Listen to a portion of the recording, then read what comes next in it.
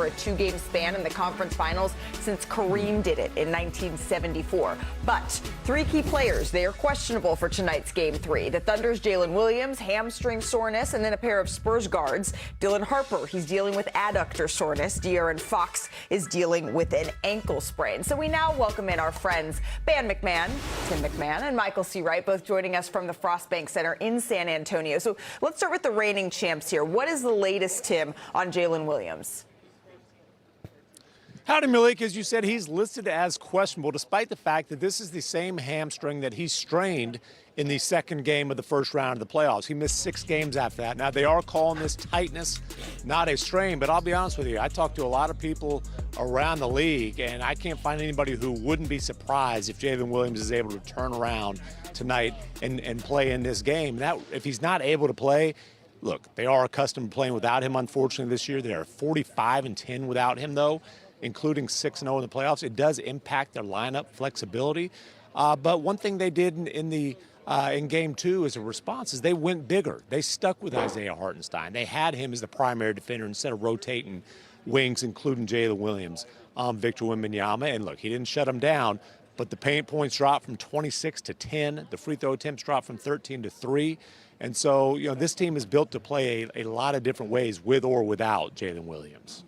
Yeah, and certainly they were successful for much of this regular season. That's the OKC side of these injuries. On the Spurs side, Michael, they're dealing with some as well. So we've got De'Aaron Fox and Dylan Harper. Both of them are questionable here. What's the plan for them?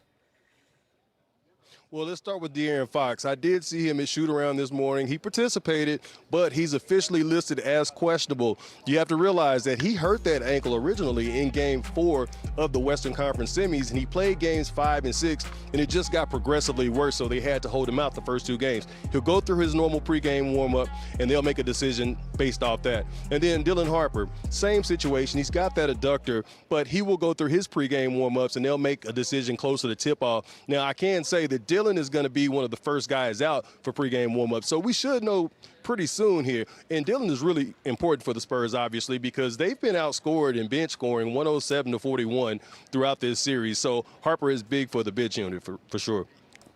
Yeah, absolutely. He's going to be huge. And obviously you want to at least have one of those 2 guys to be able to go to help with their ball handling responsibility as well. I'm seeing the shirts behind both of you. This is the first home game for San Antonio this series.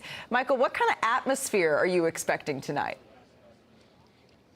Well, Malika, you got to understand, this team has not hosted a conference final here in this building since 2017, so it's going to be wild. Obviously you got the Fiesta-themed shirts, but if you are a motorist driving around town, don't get mad when people honk at you, because in San Antonio, that is tradition when the San Antonio Spurs are rolling. Now, they're going to have that fan section, the Jackals, that Victor Wembanyama hand-selected. He put them all through auditions, one by one, chose every one of them. He even helps them with their chants. He goes to their practices and everything. So they'll have that thing rolling tonight with a lot of chants. Matter of fact, the Jackals even made a couple of friendship bracelets that they gave to me to give to, Tim McMahon, give him one, but I didn't give it to him because he ain't got no friends. I was going to say friendship bracelets for Tim McMahon. Appreciate you, Michael C. Wright. We'll take one for Perk instead. Enjoy tonight's game. Why is tonight's game so pivotal, though, guys? Game 3, the winner of the best-of-7 series tied at 1. They go on to win the series 73% of the time. Friendship bracelets are not. So this series, it's already gotten very physical. Here's Julian Champagny on how the Spurs plan to help Victor tonight. Hit back. Honestly, hit back. The guys hit him. They pull him, they grab his jersey, they're grabbing his arm when he's jumping. Obviously that's not basketball. That's just a physicality thing. That's up to the refs to deal with, not us. But I think as a team, how we can help them is hit them back, honestly and truly. Do the same things that they're doing to us, to them. I'm kind of match the level of physicality and then just see how that goes. We are going to hit back. Perk, what do you want to see from the Spurs tonight? We focus so much on offense that we forget that defense wins you championships. Defense wins you championships. The Spurs are trying to win a championship. They have a legit chance at winning a championship. And there's only one player in the basketball world, in the NBA, that could dominate and still look like the best player in the world on defense, and that's Wemby. We highlighted how Isaiah Hartenstein made it tough on him offensively, but we also highlighted yesterday on this show about the perk guard screen, right? Yep. I want to see Wemby have one of those performances defensively where I'm like, what the hell did I just watch? Like one of those ones where it's like you're making it so tough that it's like, man, OKC can't score, because when he's having that type of impact, all of a sudden we start to see that lead go from 2 points to 10 points to 15 points to 20 points. The offense is going to come. He's too gifted. He has too much to offer.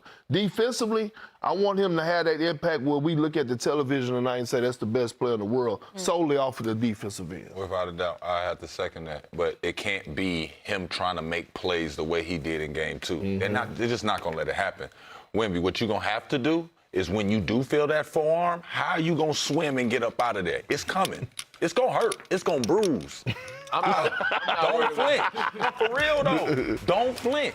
Take that on. You see this? You looking back, looking at him. You know who's doing that. You know what's going on. You can't let it distract you. It got to be, let me dislodge, get him up off me. I have to get to the action, because that's what they need. They need that second line. They need you to make sure that you're making it a preventative effort to say, hey, we not attacking in there. I don't want none of that. That's what they was doing Game 1. Game 2, they like, oh, you got him at bay? Let me get to my pull-up. Let me get to my... They was shooting floaters. I ain't seen a regular floater around Wemby in so long, but they kept him out of action. So, Wemby, if you could take on that challenge, if you could make sure that they don't put any holes in your game, you could go from rebounds to running to setting the ball screen. You can't mosey up there. You got to sprint, get through that contact, set an actual ball screen. If there's one player that I'm not worried about, is Victor Wembanyama. I expect him to have Wilt numbers. He's a modern-day Wilt. He's going to get 20 and 30. But the other issue that they have as a team, and one person in particular, Stephon Castle, is the turnovers. They got to find ways to limit turnovers. He is the key. We don't know if De'Aaron Fox is going to play. We don't know if Dylan Harper's going to play.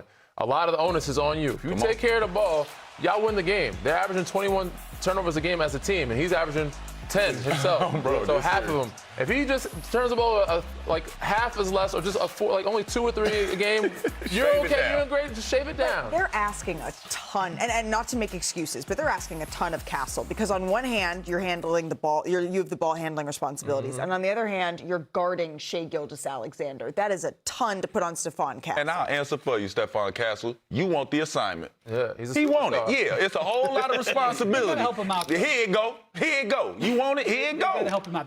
We're helping Victor. They got to help Castle out. I find these reports of these guys being questionable.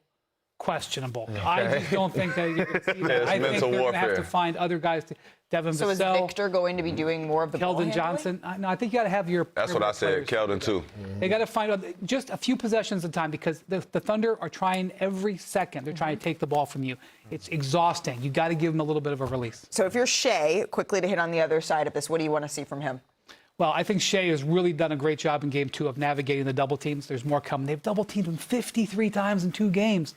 You know, there's another 20 or 30 coming tonight. Oh, yeah. He did a good job of not accepting them, finding space. He does that again tonight, get his efficiency back up. It's going to be all right. He got to get out in transition. Again, I thought a lot of his buckets, he was getting out in transition, and he was able to get to his spots, but that means they got to stay true to their identity. Right, we talk about Stephon Castle not turning the ball over, but OKC is great at forcing turnovers. Like, we're going to turn you over.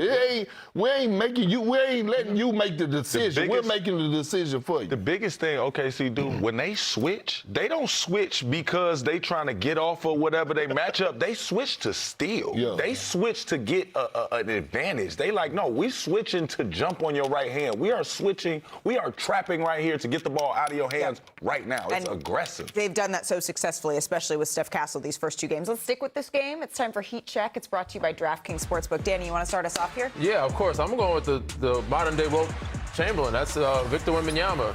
Points, rebounds, assists, 44 over 44 plus. I think he's going to have another 30-point night, at least 17 rebounds, and he's probably get some assists too, especially with the guys being down. Hey, give me Keldon Johnson for 12 plus, man. He ain't been doing much. He's been trying to stay within the realms of what he's supposed to do as a player in that role, but he is 6th man of the year. Come on now. There you go. I'm going with SGA, 30-piece, all flats, habanero style. Yeah, they're going to have it. We don't know if J-Dub is going to be out there. Can't trust Chet. He's going to be aggressive. It may be 30 on 36 shots, but you best believe he's going to get that 30. So to recap here, that's a plus